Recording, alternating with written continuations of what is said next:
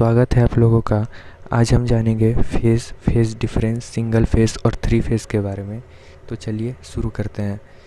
सबसे पहले हम जानेंगे फेज़ क्या है। अगर हम एक साइनसॉइडल वेव को लेते हैं तो इस वेव पर किसी भी एक पॉइंट की पोजीशन क्या होगी, इसी को हम फेज़ कहेंगे।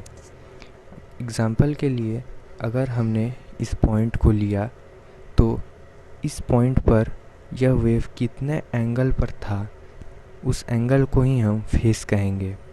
जैसा कि हम यहाँ देख सकते हैं कि यह वेव इस पॉइंट पर यह 90 डिग्री एंगल पर है, तो इसे हम यह भी कह सकते हैं कि ये 90 डिग्री फेज़ है।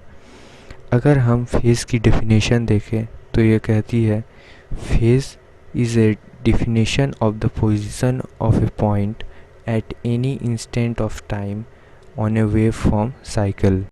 इसके बाद हम समझते हैं फेज़ डिफरेंस क्या है। तो इसे समझने के लिए हमने एक डायग्राम लिया है।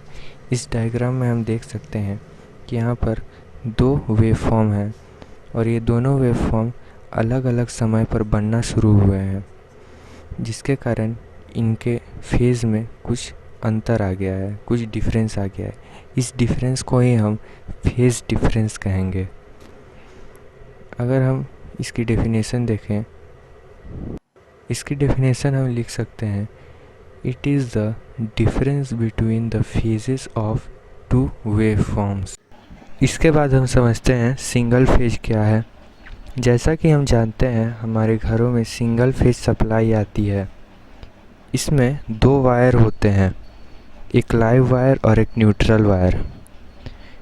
लाइव वायर इलेक्ट्रिसिटी के आने का रास्ता होता है और न्यूट्रल वायर इलेक्ट्रिसिटी के वापस जाने का रास्ता होता है।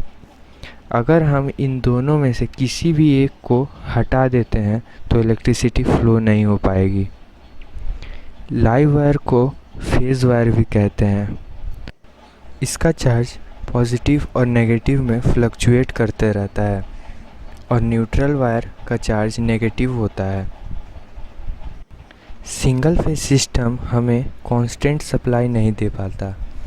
ऐसा इसलिए क्योंकि सिंगल फेज सप्लाई में केवल एक ही वेव होती है, जो एक बार पॉजिटिव की तरफ जाती है और एक बार नेगेटिव की तरफ जाती है, जिसके कारण हमारे बिजली से चलने वाले उपकरण एक सेकंड में कई बार बंद और चालू होते हैं।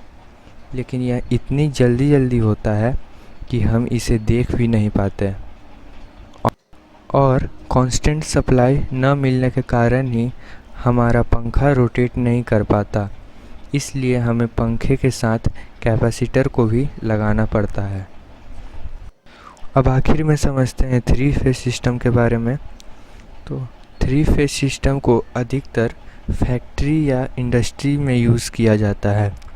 थ्री फेज सिस्टम में हम वन फेज के मुकाबले 3 गुना ज़्यादा पावर को सप्लाई कर सकते हैं। थ्री फेज सिस्टम में 3 या 4 वायर्स का उपयोग किया जाता है। जब हमें 3 फेज के साथ न्यूट्रल की भी आवश्यकता होती है तो हम 4 वायर्स का उपयोग करते हैं। थ्री फेज 3 वायर में तीनों लाइव वायर होते हैं।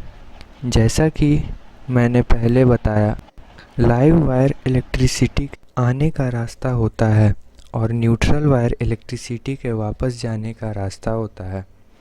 लेकिन यहाँ पर तो केवल 3 फेज़ है, तो इलेक्ट्रिसिटी वापस कैसे जाएगी? चलिए इसे भी समझते हैं।